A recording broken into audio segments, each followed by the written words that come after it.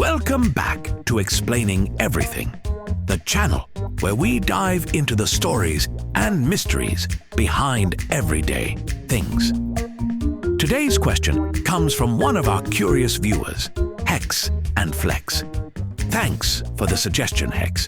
You asked, why were witches thought to fly on broomsticks? The idea of witches zipping through the night sky on broomsticks has been around for centuries. But the truth behind it is a wild mix of household chores, hallucinogens, and some very overactive medieval imaginations.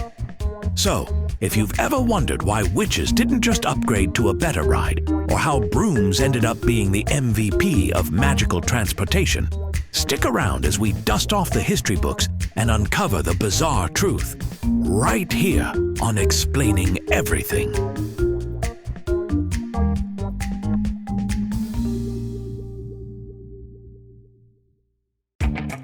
First things first, why a broomstick? Well, the broom has been a symbol of domesticity for centuries. It was seen as a humble, everyday household tool, but also, ironically, a symbol of power. In medieval Europe, people thought brooms could ward off evil spirits. You'd sweep the doorstep not just for dirt, but to shoo away demons.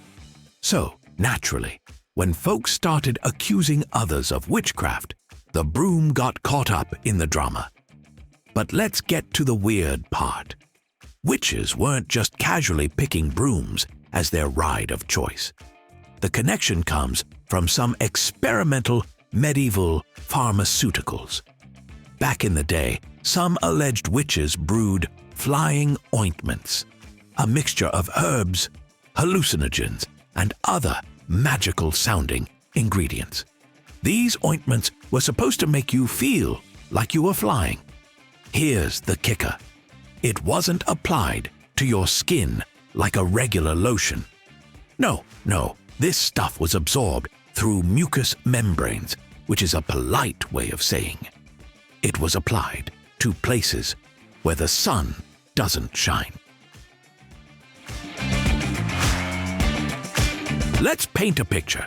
You're a medieval herbalist who just whipped up a batch of hallucinogenic flying ointment. You've got some ergot, a fungus with LSD-like properties, henbane, and a pinch of belladonna. You smear it on a broomstick, hop around the house, and suddenly feel like you're soaring through the clouds.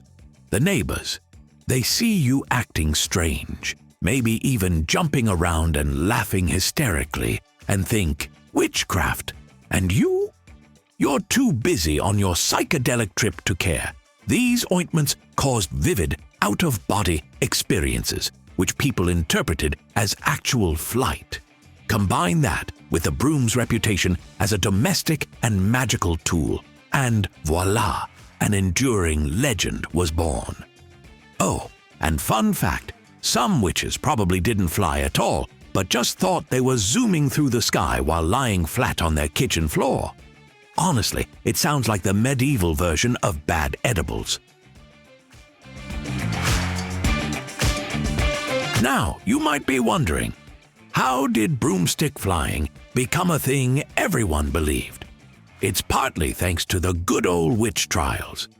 During these trials, accused witches were tortured into confessing the most outrageous things imaginable. Did you make a pact with the devil? Yes. Did you curse the cows? Sure. Did you fly on a broomstick to meet Satan at a woodland rave? Yes. Fine. Whatever you want. These confessions, though coerced, were written down and circulated as sensational pamphlets. Soon, the idea of broomstick-riding witches spread faster than medieval gossip at a tavern. But let's not forget art. Early illustrations of witches featured broomsticks, which helped cement the image. Plus, it's hard to resist drawing a witch with a broomstick. It's way funnier than, say, a flying goat. Why the broomstick? and not something more practical like a cauldron, a chair, or even a ladder? Well, a broom was a handy prop. It was lightweight, portable, and most importantly, inconspicuous. If someone caught you mid-spell, you could just pretend you were cleaning. Imagine trying to explain flying around on a cauldron. Oh, this? Just taking my soup for a spin? The broom also symbolized rebellion. In a patriarchal society, women accused of witchcraft were often those who defied social norms. The broom, a domestic tool being used for magical rebellion, was the ultimate middle finger to societal expectations. Plus, let's be real, it's way easier to straddle a broomstick than balance on a cast iron pot. Practicality matters when you're allegedly flying through thunderstorms. Fast forward a few centuries, and the broomstick is still the MVP of witchy transportation. Blame pop culture for keeping the legend alive. From Shakespeare's witches in Macbeth to Harry Potter's Quidditch matches, broomsticks have become synonymous with magical travel. But let's not forget Halloween decorations, cartoons, and the Wizard of Oz.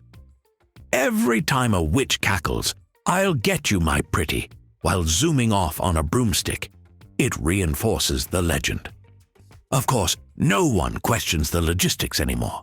Like, where do witches store these brooms?